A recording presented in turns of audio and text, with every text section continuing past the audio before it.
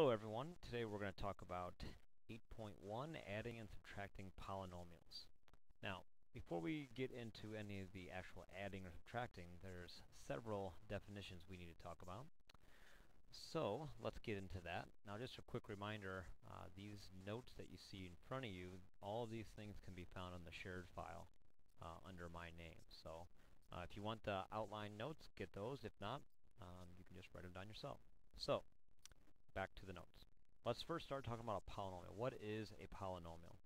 Well, a polynomial is any algebraic expression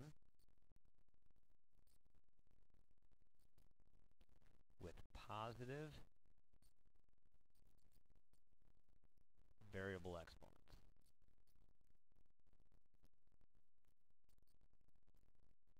Now, we're going to see quite a few examples here of polynomials, but before we even do that, we're going to break that down. There's a lot of different types of polynomials, ones that we can be more specific talking about. Similar to an example of, like, there's a lot of different types of dogs in this world, but if you want to be specific, you could say there's Chihuahuas, there's Doberman Pinschers, etc.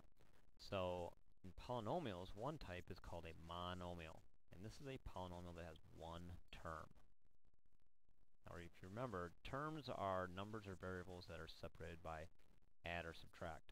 So an example could be something as simple as the number 3 or 4x. Okay, since they're not the 4 and the x are not separated by addition or subtraction, this is considered one term right there. Then if we move on, binomial, bi means 2, so it means 2 terms. So some examples would be 3x plus 2. Two different terms, 1, 2, separated by an addition sign. Or 5x to the 5th minus 3x. Again, two terms, separated by a subtraction sign. Trinomial, probably one of the more popular type of polynomials we're going to talk about. 3 terms. Example, 7x to the 3rd minus 2x squared plus 12. 3 terms. 1, 2, 3. Trinomial. Now, if we go beyond three terms, we don't call it anything special, like a quadnomial or anything like that.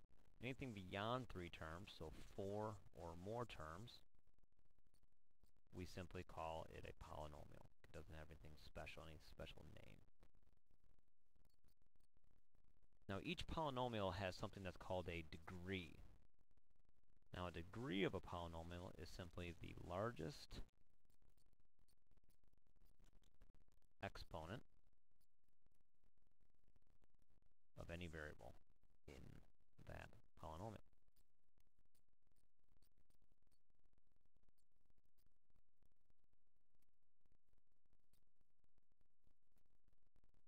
So, for instance, let's start with something pretty easy right here.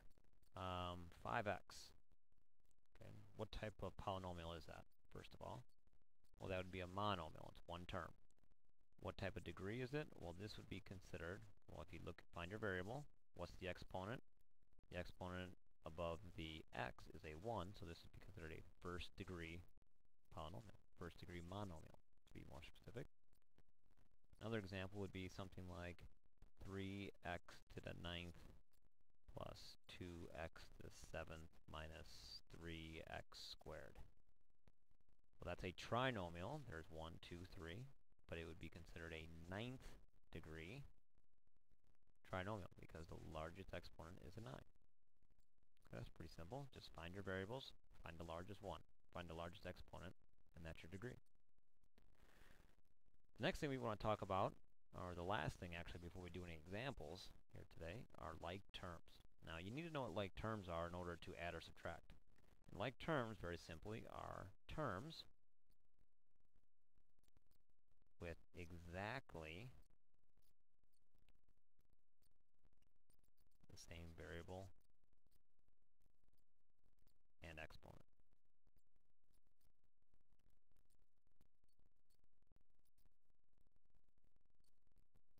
Okay, so if you know what like terms are, then very easily you can add or subtract polynomials. If you don't know what like terms are, then you're going to be struggling a little bit. So let's see if we can make sure you understand what those are here. So let's do a couple examples of actually adding and subtracting polynomials. First, 3x squared plus 5x squared. Okay, so the first question is, are those like terms? Well, look at your variables. You have an x and an x. That's good. And they have the same exponent. So that's good too. So yes, they are.